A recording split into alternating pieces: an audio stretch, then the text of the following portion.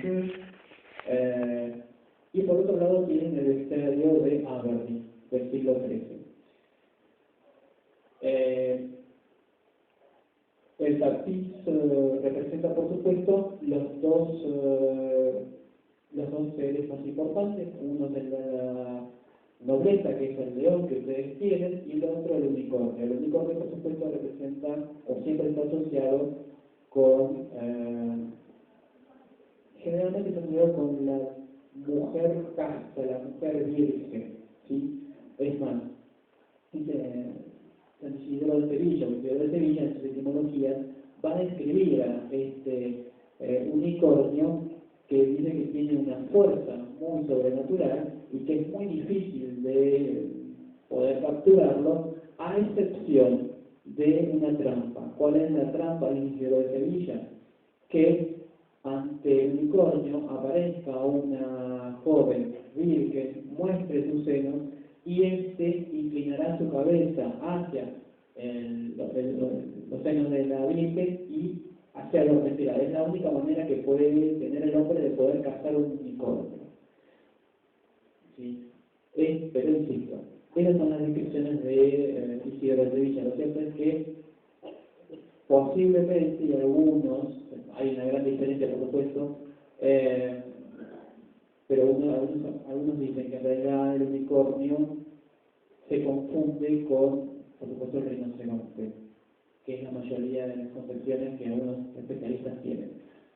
Lo cierto es que, insisto, con todo lo que nosotros sabemos de los unicornios, en realidad son registros de autores clásicos, ¿sí? Sobre todo de Plinio, Garciasa, o autores griegos, sobre todo, pero que en realidad son narraciones de narraciones, en realidad. Por lo tanto, lo que nos queda a nosotros son registros de una tradición oral. Entonces, este primer grupo, este primer ser fantástico, es el unicornio. El segundo ser fantástico que ustedes tienen en pantalla es el ave fénix. ¿Sí? Este es un ave que está en casi todas las tradiciones, representa, por supuesto, el Renacimiento, en el mundo medio, sobre todo no el Renacimiento cristiano, sino más bien un Renacimiento alquímico. La figura de la fénix va a estar mucho más asociada a esta transmutación alquímica en los manuscritos del siglo XV y XVI, ¿no? En el cual el hombre, a través del conocimiento alquímico, transmuta esa carnadura y se convierte en aquello que está unido a la naturaleza en sí misma. Entonces, el ave fénix siempre va a representar junto con el oso o el dragón, que ya lo vamos a ver. Entonces, el ave fénix va a estar siempre presente en las tradiciones clásicas y en el mundo moderno. En algunas opciones, en algunos manuscritos van a encontrar que el ave fénix está asociado con el resurgir de alguna realeza, pero en realidad esto tiene que ver con la intención política de resaltar una dinastía, en el caso de los Valois en Francia o en el caso de los Plantagenet en Inglaterra, pero en general es la presencia del ave fénix que muy poco se registra en el mundo medieval, más allá de las imágenes, tiene que ver con esto, con un renacimiento en el caso del ser humano, pero en el caso de una conformación, o en el caso de un tratado político y demás, se utiliza como propaganda política. El tercer elemento, o el tercer permiso que ustedes tienen, es la figura del dragón. ¿Sí? Sobre todo el dragón, ustedes van a encontrar en la tradición china y demás, pero el dragón es un ser mítico, es un ser que tiene un origen para los especialistas en la famosa serpiente del paraíso, lo cual siempre va a estar asociada con el pecado original, y lo que ustedes, la fuerza del dragón no radica solamente en cuando pasar llamas o fuego, lo que sea, sino que en realidad la fuerza del dragón esta es la cola, que es con la cual pueden atrapar a su presa, ¿verdad? Este dragón, acá, porque siempre va a representar lo pecaminoso, pero el gran enemigo del dragón es el elefante. Eso es algo curioso porque el elefante, en realidad, no es algo, no es un animal que represente un poder sobrenatural. ¿Sí? O sea, el dragón hay dos formas de matarlo. Por supuesto, el enemigo es el elefante, y por otro lado, seguramente se han encontrado de la leyenda de San Jorge, o de Jorge, ¿sí? Que es el que mata al dragón. Pero, en realidad, son las dos formas, aparentemente, de matar a un dragón.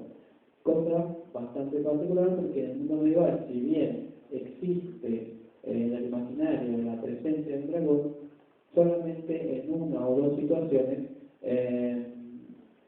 se describe la intención de enfrentamiento de un dragón.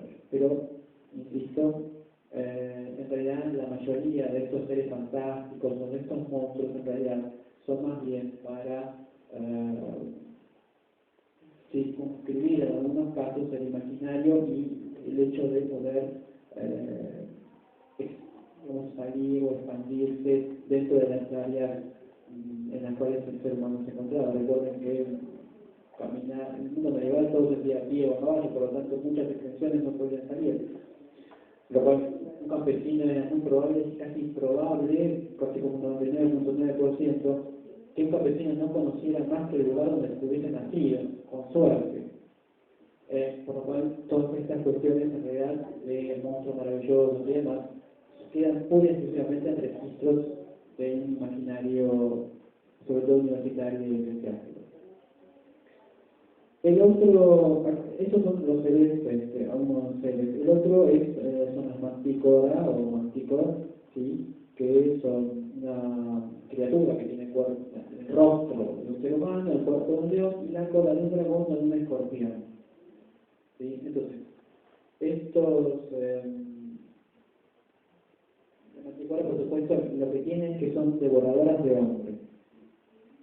No hay muchos registros, aparentemente no hay registros en el sentido de enfrentar un enfrentamiento directo. En realidad, esto sí, pura y exclusivamente pertenece a un registro de diario de viajeros. Es como es una versión distinta del grifo, ¿sí? El cuerpo de león con cabeza de águila. No hay un registro. Lo cierto es que solamente en la carta del 3 de Juan o en algunos casos, en algunas obras del centro de lo que sería hoy la actual Alemania, se habla de una criatura muy similar, que por supuesto se la nombra como mantícora, pero que no lo es, y que devora hombres, pero no es